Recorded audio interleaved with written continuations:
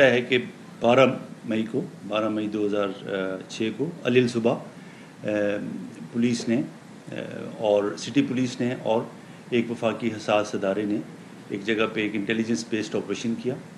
وہاں پہ یہ جو ہماری اکیوز ہے پنکی، اس کو ہم نے گرفتار کیا. وہاں سے تقریباً 1.5 کلو کوکین برآمد ہوئی. اسی طرح تقریباً 7 کلو مختلف کیمیکلز جو یہ نشہ اور ادویات بنانے میں استعمال ہوتے ہیں وہ وہاں سے برآمد ہوئے.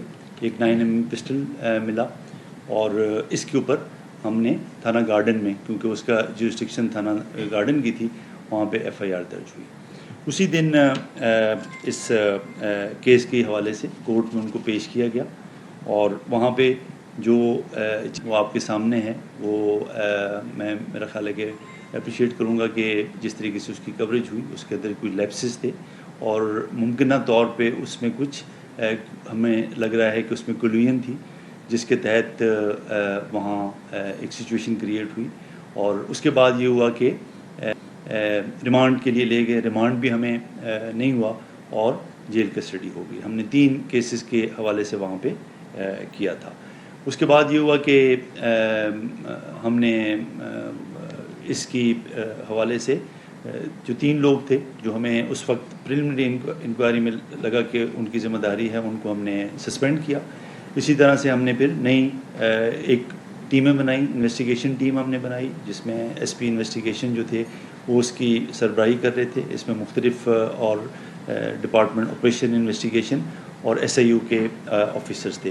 اس کے علاوہ ہم نے پھر DIG ویسٹ عرفان بلوچ صاحب کی اس میں سربراہی میں ایک بلکہ انہی کو ہم نے نامینیٹ کیا جو کہ یہ جو SOP کی وائلیشن اور باقی جو طریقہ کار صحیح نہیں اپنایا گیا اس کے حوالے سے وہ کہ انکوائری کریں اور جو بھی ذمہ دار ہے، جس لیول پہ بھی ذمہ دار ہے، اس کی وہ تاکہ کی جائے، نشاندہی کی جائے اور تاکہ ہم اس کو آگے کارروائی کریں. اس کے علاوہ ایک سپروین کی ٹیم بنائی گئی، DIG ساؤتھ کے اس کی سربراہی کر رہے تھے اور باقی اس میں دونوں SSP تھے اور وہ ہوا. اس کے بعد ہمیں ریمانڈ ملا، 3 دن کا ریمانڈ ملا اور اس میں صرف 2 دن میں ہم نے جو تفتیش کی ہے، اب تک کی جو تفتیش ہے وہ ہم آپ کے سامنے اس کو رکھیں گے.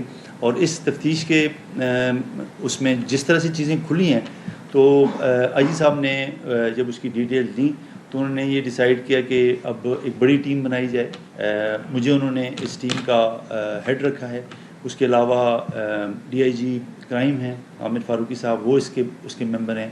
DIG اسپیشل برانچ ہیں، وہ اس کے ممبر ہیں. اور اسی طرح DIG CGD وہ اس کے ممبر ہیں. کیونکہ اس کا دائرہ اتنا وسیع ہوا ہے کہ ہم یہ چاہ رہے ہیں کہ اس کی ایک براڈ بیسڈ انویسٹیگیشن ہو اور سینئر لیول پہ اس کی ہے. ابھی تک جو